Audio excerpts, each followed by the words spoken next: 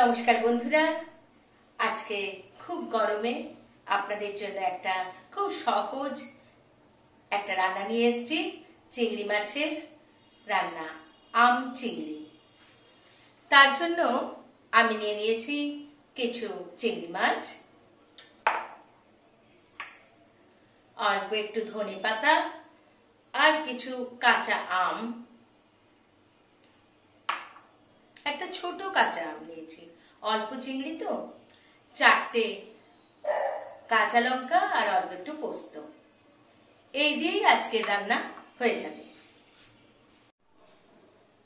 এবার আমি পোস্তটা আর কাঁচা লঙ্কাটা মিক্সির জায়গায় নিয়ে দুটো কাঁচা লঙ্কা রেখে দিয়ে আমি বেটে নেব, আর তার সাথে দেব আম আর ধনেপাতা। আগে এটা একটু মিক্সি চালিয়ে নেব, তারপর ওটা দেব।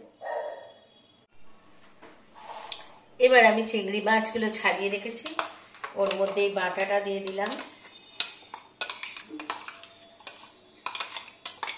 পোস্ত, কাঁচা আম, অল্প একটু ধনেপাতা আর 4টে কাঁচা লঙ্কা।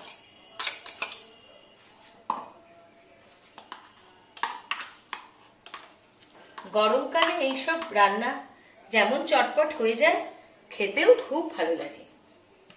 স্বাদ অনুযায়ী একটু নুন দেব,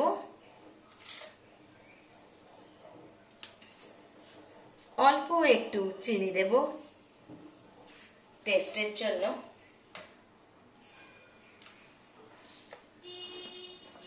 আর 1 ফোঁটা সরষের তেল দিয়ে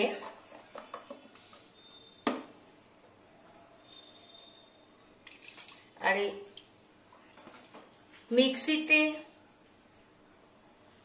জল দিয়ে ওই জলটা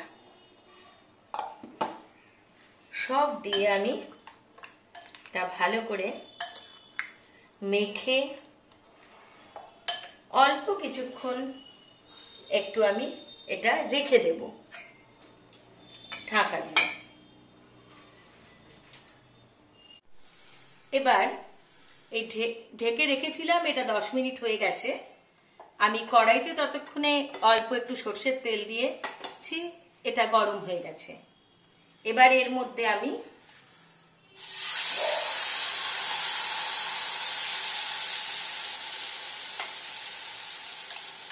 এটাকে দিয়ে দিলাম।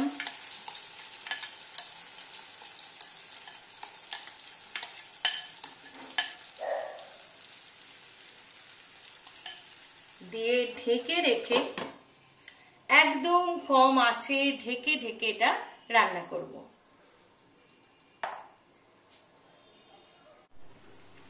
কিছুক্ষণ পর আমি ঢাকা খুলে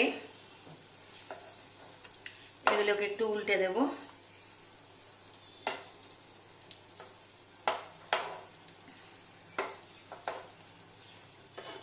আর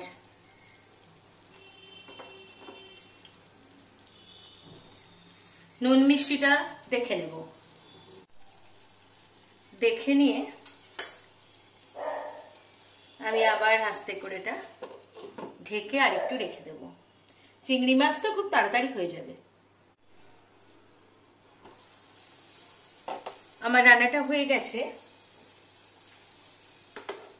মাছটা হয়ে গেছে, ঝোলটাও বেশ মাখা মাখা হয়ে গেছে।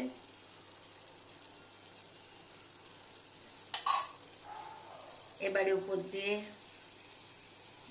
2-4টে লঙ্কা দিয়ে দেব,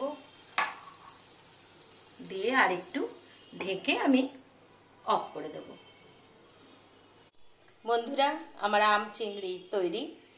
গরমকালে যেমন খেতে ভালো লাগে, তেমন খুব তাড়াতাড়ি আর খুব সুন্দর একটা রেসিপি। অবশ্যই আপনারা বাড়িতে বানিয়ে দেখবেন, এবং আমাকে যদি ভালো লাগে অবশ্যই শেয়ার করবেন, কমেন্ট করবেন এবং লাইক দিতে ভুলবেন না। নমস্কার।